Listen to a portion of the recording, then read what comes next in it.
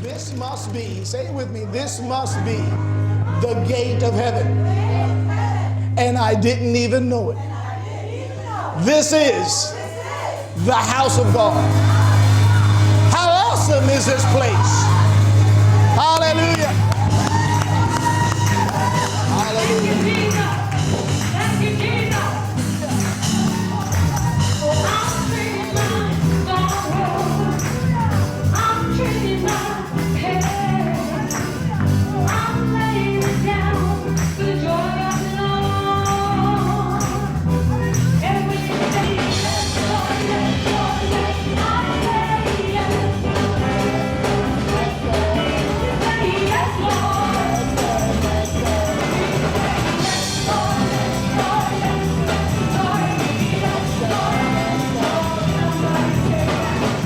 Jesus said the only way that they would know you is not by the suits that you wear, how big your congregation is, or how eloquent you speak. He says they will know you in the manner in which you love.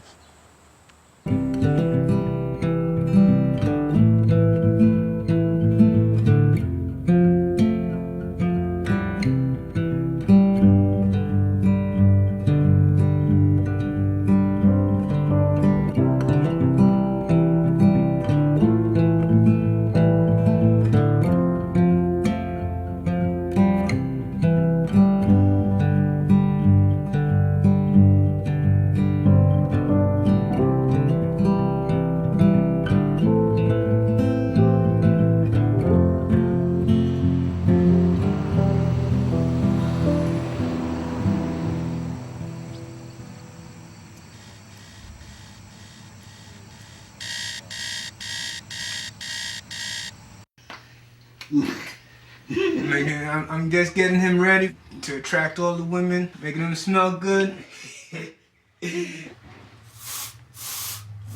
Warren is diagnosed with mild mental retardation, cerebral palsy, and speech impediment. Oh man, you smell like a French hop. There you go. It's okay. Cory, she is mild mental retarded with cerebral palsy and hearing impaired. I need to buy you a regular car. Well, it's been quite a while when she first met Warren. About 10 years, I think. You know, they were always together from the time they met. They almost seem to be kind of opposite in a sense, you know, but then also so connected. Their life is each other. They have a reality that they deal with. That's very difficult.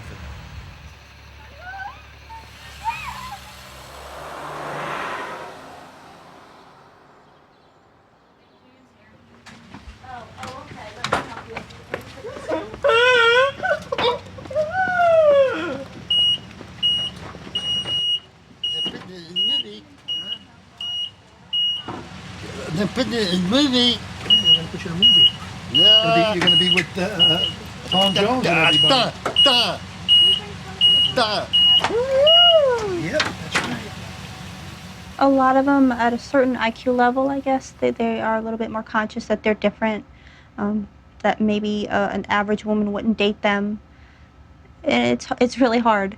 We try to get people involved in community events so they can meet people like them, people with similar interests that they can socialize with. Cory met Warren at the day hab program. I had always heard that, you know, Cory and Warren, Cory and Warren. You know, they were always together from the time they met.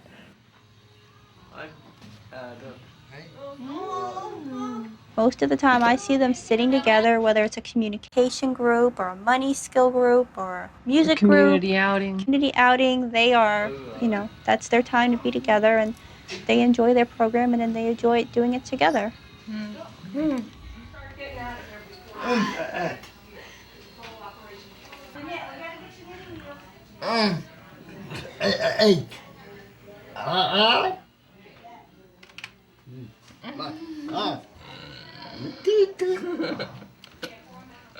The age difference, it's quite a few years, they're 40-some years difference. But she had no fear of any of his disabilities, and he doesn't seem to fear any of hers. She always liked to help, and she would always want to push Warren in the wheelchair. And in fact, she gets upset if somebody else pushes Warren. Yeah, anh. Oh, guess what? I sing this song now with the boys and men.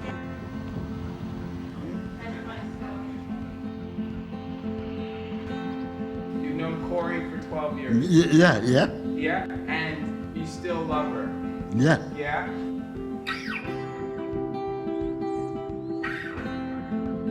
I tried because they're honest. They're honest. To tell you the truth. To tell you the truth. To better me.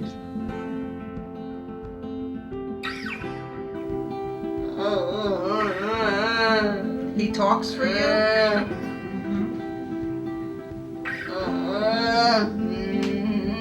And he loves you? And you love him? Warren understands you? He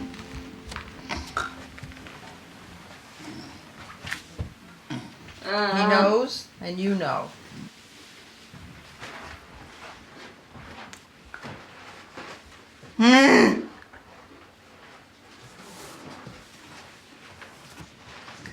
Yeah, so we didn't eat for supper.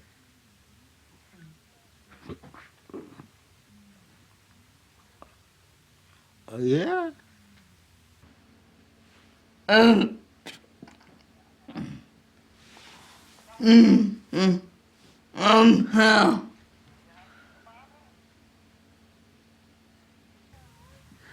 worry about it. I'm not pleased. That's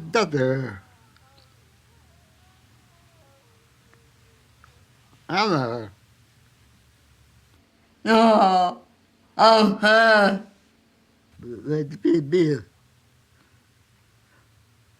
Be happy. Be happy.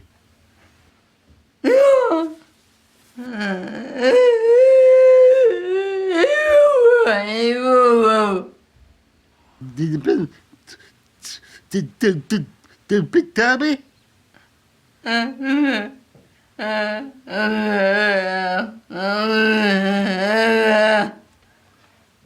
Not there.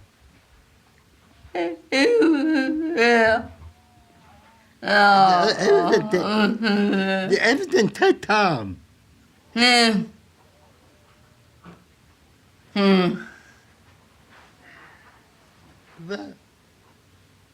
Like so, like.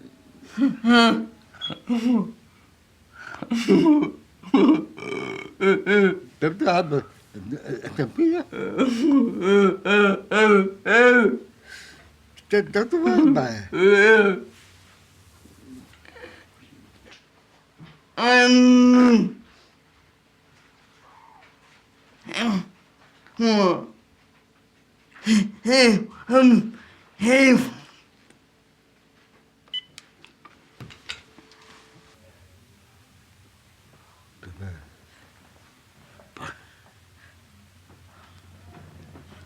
Payne, defend.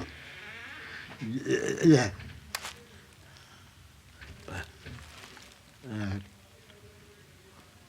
I thought I told you. Oh. Did it hurt very easy? I think by everything. I think by hard time and fun. There were times that I had to. Sometimes, yeah, I did that to her. That I mean, people come a long time ago. People tell me a long time ago. That I have a lot of things. And I didn't be there. I didn't be there.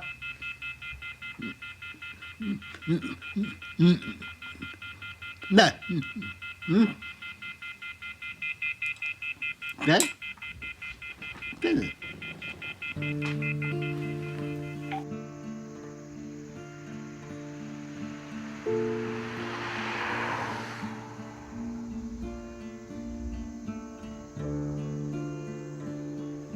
She just wants to be able to do the things that we do. I think a lot of people probably do treat her like she's handicapped, and they don't treat her like she's normal, and they don't realize how aware she really is. He said to me one time, I used to feel hurt when people would say things to me or look at me like I wasn't like them. I remember her being very depressed at times, very depressed, talking about wanting to kill herself. And because of that, because and why just would this happen? frustration, why me and why would God do this to me? I think she's finally come to the realization that she can't speak, and she sees that other people don't understand her, so she started to ask other people to pray for her so she can speak. Because I think she thinks that her prayers aren't being answered because God can't understand her. Oftentimes they get depressed and often blame themselves for their biology turning against them, accidents that have happened, which the key is try to get them out of that way of thinking and to realize what's really important is not what you have lost, but what's still there.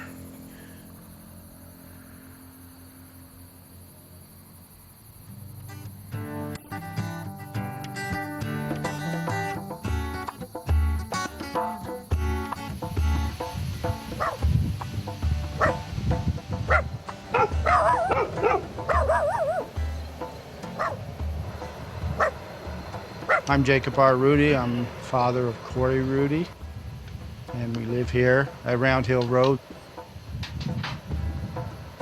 This is her home, her real home. We have 5 children. We have 3 girls, and then we have identical twin boys. I believe Jason's the youngest. Then 47 minutes later came Justin, Lindy. She's the next youngest. Then Tracy. Then Cory's the oldest. Cory was the firstborn. Oh, I was married in 69, June of 69. Cory was born August of 70. And was it a normal pregnancy or? Normal pregnancy. I didn't really gain a lot of weight. I gained 5 pounds by the time I had her, but she was a preemie. She was 6 weeks early, 3 pounds, 12 ounces. But everything seemed fine, as far fine as I knew, as far as what the doctor said, everything was fine. And it wasn't until she was months old that I just noticed she wasn't doing as much as she was doing a few weeks before. She couldn't pick up objects, she couldn't hold her bottle anymore, she couldn't push herself up. So we knew there's something going on. There was a lack of oxygen, either during birth or after she was born. I did know one of the nurses that was at the hospital. Cory stayed in the hospital for 3 weeks to gain weight. And when I went and talked to her and asked her, was there anything, she says, oh, yeah, Cory used to stop breathing all the time, and we used to have to tap her on the feet and tell her, remind her to breathe. So just in my own mind, I figure maybe she stopped breathing and nobody was there, and when they found her, they tapped her, but she had already been without oxygen for too long a period of time. I was probably 26 years old. My wife was very young, very, very young, and I'm sure there was a lot of reasons to maybe throw in a towel. We went to St. Luke's Hospital Center, and I think it was Dr. Carl Braun was his name, and he said, she's severely mentally and physically retarded. Put her away before she's 3. She'll ruin your family and she'll ruin your life. And I think I was 21 years old when I heard that. But when it's your child, you don't do that. It wasn't an option to give up and to do it, which probably would have been the easier way, a heck of a lot easier, but wasn't even an option. No way. Did you go to the hospital at some point? I mean, I have to think about the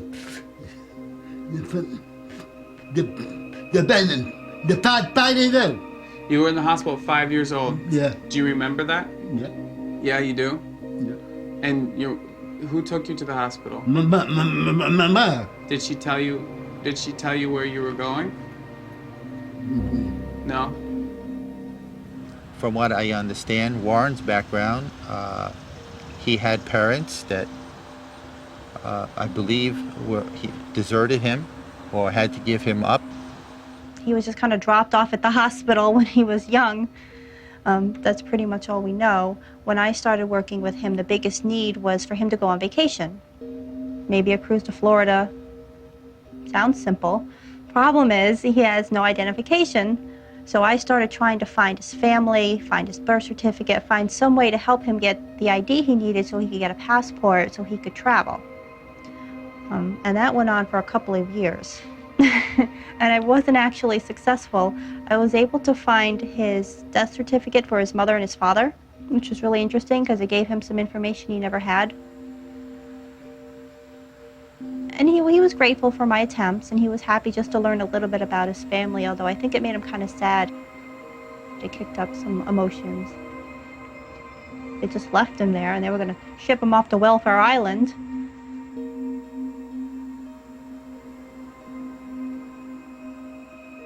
When you lived in the hospital, did you have any friends? They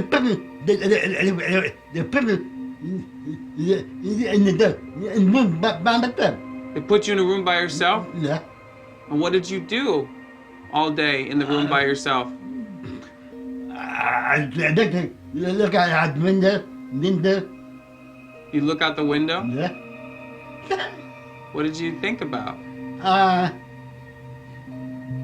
But I want to go home. I want to go home. I want to go home.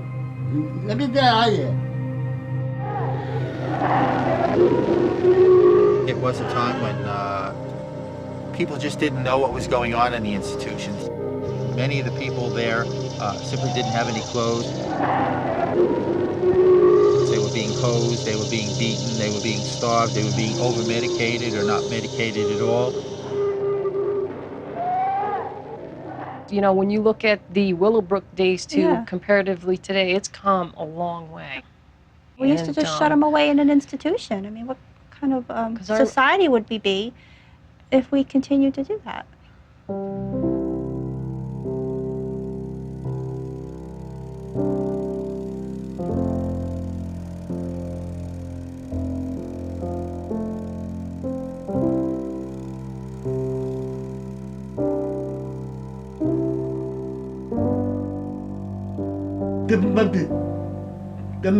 The hospital.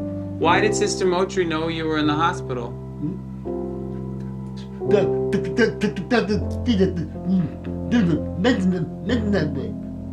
The way the people came into the church is primarily because of the outreach that we had. Now, understand, we've had at least 7 or 8 missionaries out there every day, going out there into the community, different communities. And if they saw a need or whatever the case may be, then they would address it. And we went to all the low-income developments. We picked the children up. We brought them to the church. We fed them. We taught them. It wasn't the traditional church type thing because we didn't believe in religiosity.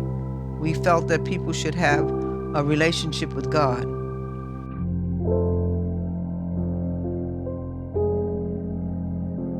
My father used to say a saying, and he said, love doesn't cost a thing. And believe me, every child that was raised there had a father. Dad was a father to all of everybody. All the people that came here that either were adopted or brought here to live here because they was coming up in dysfunctional families or places that didn't have monies to raise them, and the church took them in and raised them. It was It's amazing what they did.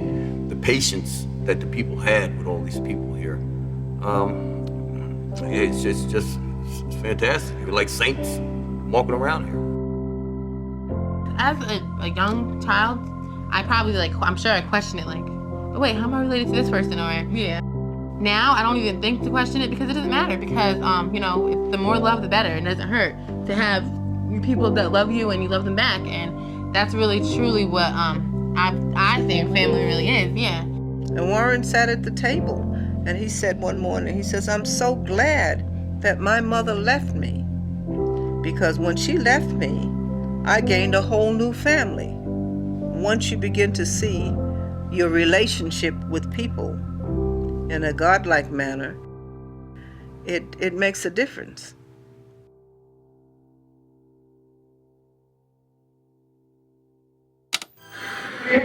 One of the wonderful things about human nature is the way people respond to human need, especially to children. Thousands and thousands of people all over the world contribute time to patterning. 27, 28, 29, 30. Patterning involved putting Cory's brain and her muscles through what the brain didn't do on its own.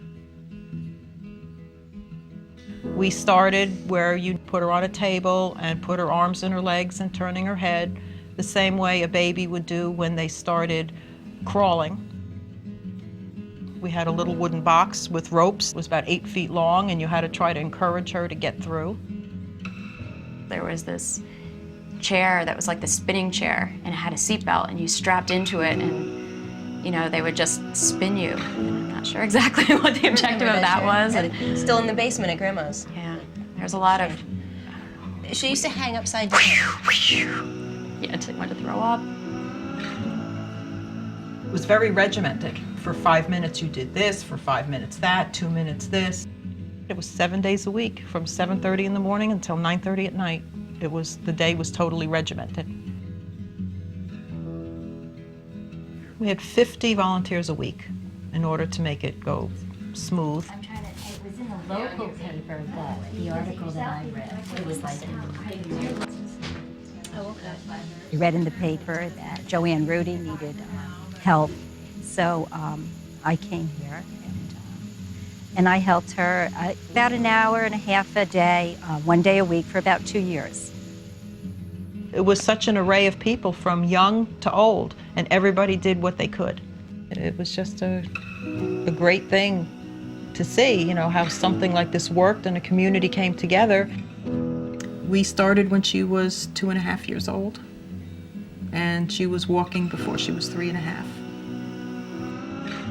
When Cory first was walking, it was like it spread like wildfire, and there was one of the girls who patterned happened to be in the hospital, and the others all ran to the hospital. Cory's walking, Cory's walking, and they're all crying. It was just, the community was very involved. Once I started school, the bus stop was down at the local high school, and I used to have to walk. It was probably a block and a half or 2 blocks to the school to get the bus. And on the way home, at the end of the day, I would just stop off at my neighbor's house and called her Mama Linda and would have dinner with them most of the time, I think, because there's so much going on up at my parents' house, and they were really focused on helping Cory. So I had 5 children, and it was very hard on them also.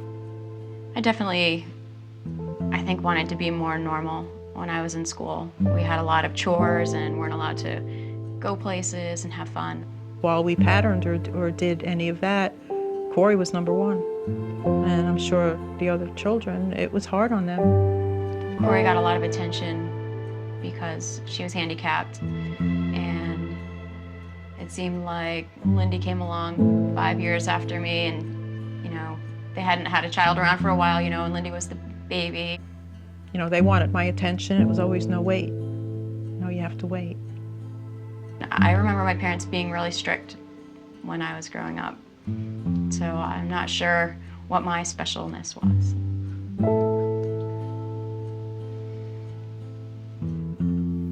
I began to understand that the children, their siblings, needed some attention, and they needed some questions answered, and they needed to understand what their sibling was, why their sibling was like they were. Tracy, she was very open and honest about her feelings about the sister that had so many needs and so many demands on the family. And she had said, Tracy, at I think 7 years old, when Jackie said, but Tracy, didn't you ever tell your mom how you really feel? And she said, Tracy said, I can't. I couldn't tell my mom she's got too much on her plate. So I never knew.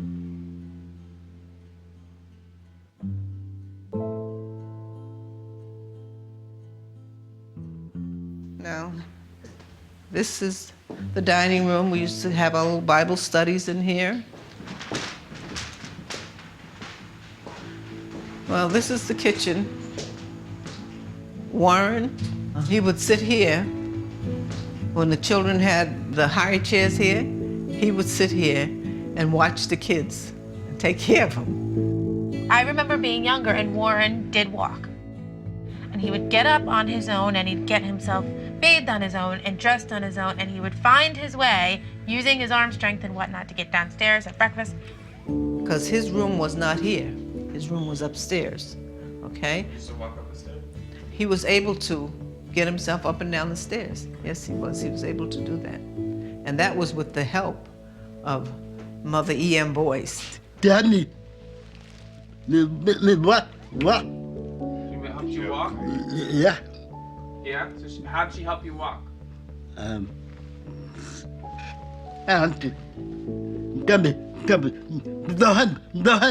husband. She said, no, you do it. She pressured him to do it, and he always thanked her for that. But you liked that because... No, I liked it. You didn't like it? No.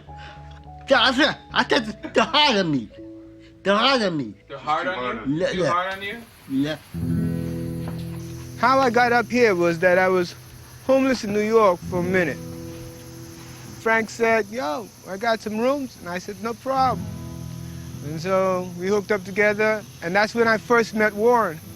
That was on April 1st of this year. And we hit it off immediately. I think that one of the things that happens just in life is people age, and as you get older, you know, your needs are going to increase. And over the last few years, Warren's strength in his upper arms is not what it used to be. He has personal care aides that come into the house and take care of him. Usually I feed him, make his food. I get him up. I get all the items prepared for his shower. Cleaning his room, his bathroom, make sure everything is clean. We'll sit in the living room, we'll talk, he'll watch TV. Channel 7, always he loved to watch Channel 7, Jeopardy, Wheel of Fortune. Also, we shop for him, but wherever he need during the week. Yeah. I'm so sorry. Hello? हाँ? Hello? जी, मैं आपको बाद में call करती हूँ. कहाँ हैं?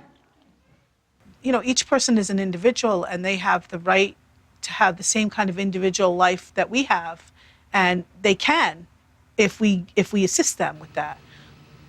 The issue is how independent they can be within the limits of safety and getting what they need, you know, to be okay.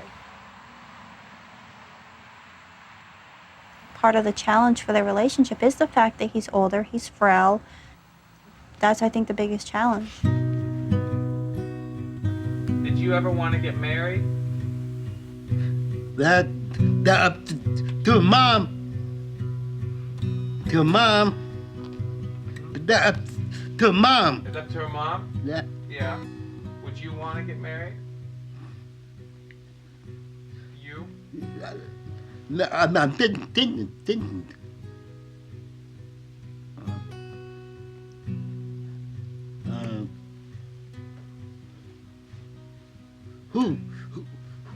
what they tell me.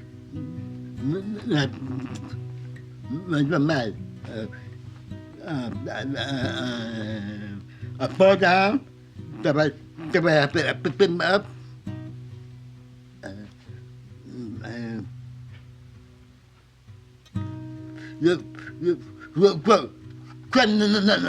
That tongue.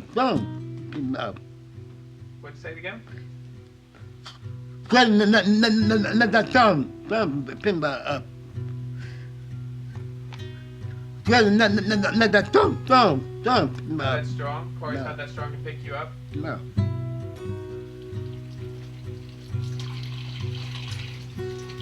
They're so hungry, they want to make sure we're working at top capacity.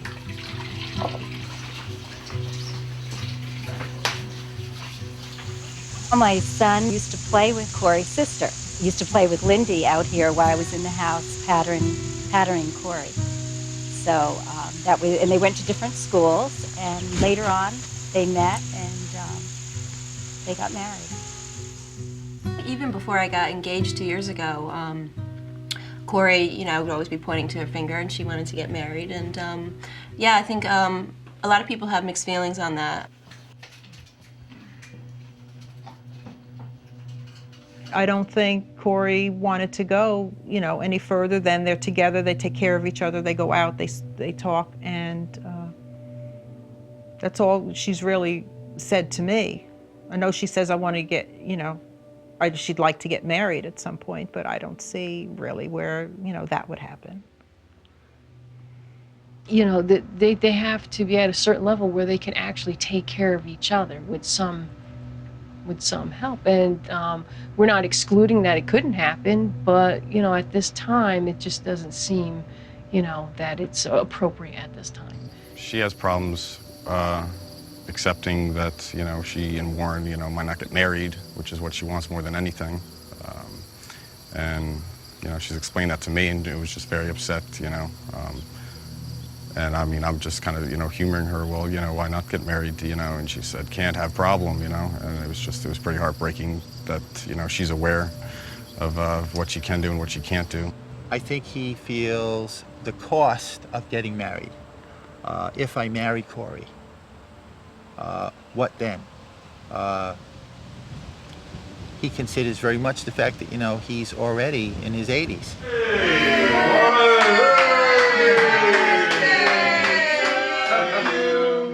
Happy birthday to you. Happy birthday, dear Warren. Happy birthday to you.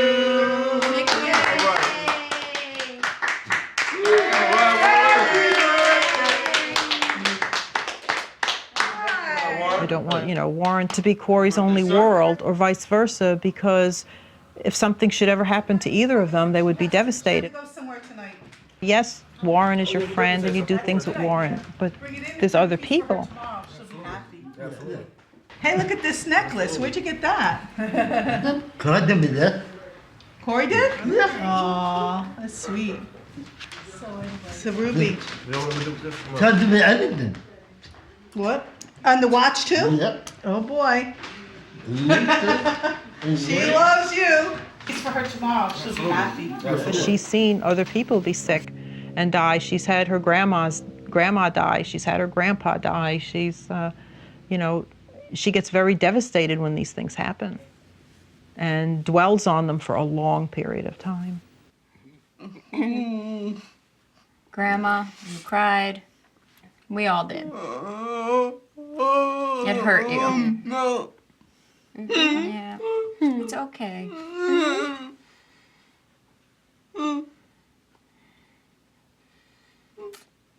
Oh, at the wedding. Yeah. Yeah. It's all right, It's Cory. okay, Cory.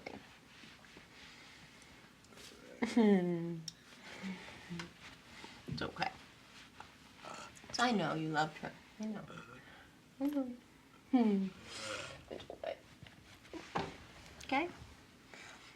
No.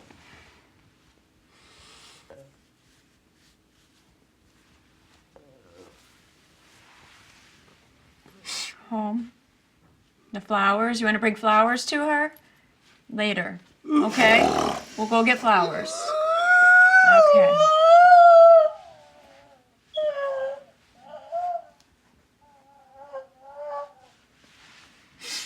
Okay, more.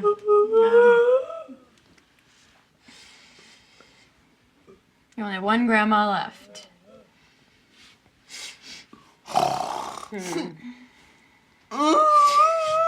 It hurts you. I know it hurts you.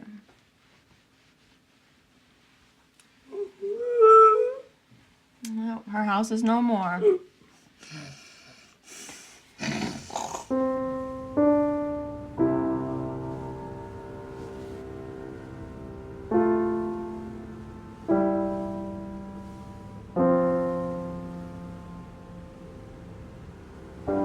Sometimes, you know, it gets a little rough going, but that's the way it goes. I'm sure she's got what it takes to get through whatever happens. Whatever, she's been through enough right now. She has probably more experience at getting through things and struggling maybe than I have.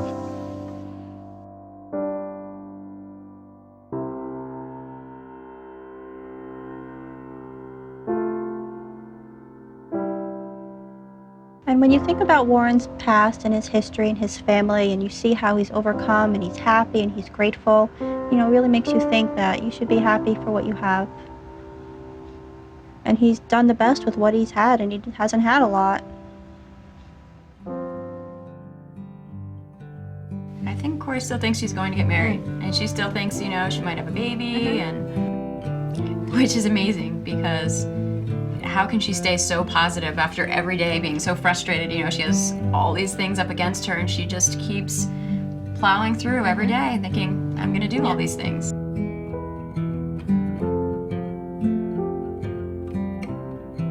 So I think they should enjoy every second that they have and be given every opportunity to be together and be happy.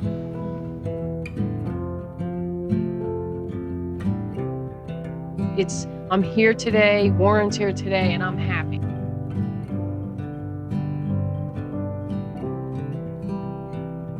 Makes you wonder what draws people together.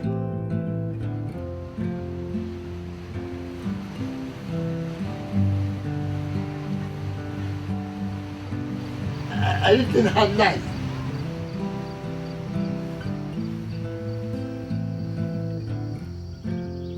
Down about the pig. The pig. There's the tip. And mentor.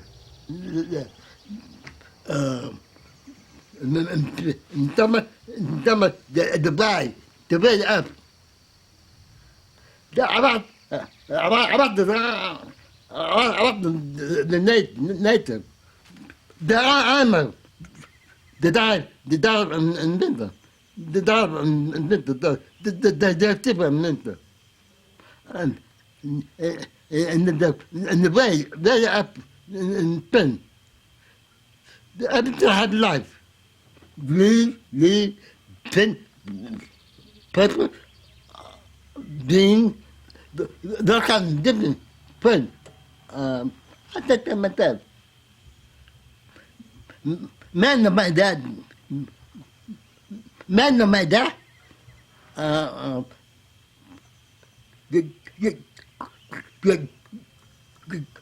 God made that.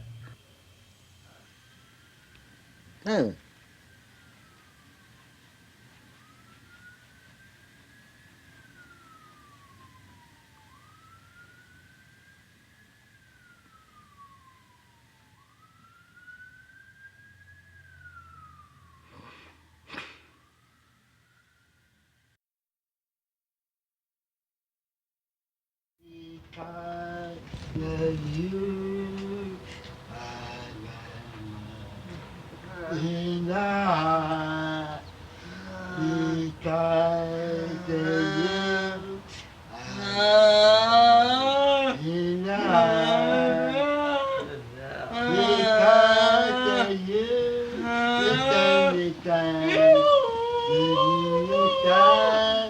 David, go the other way.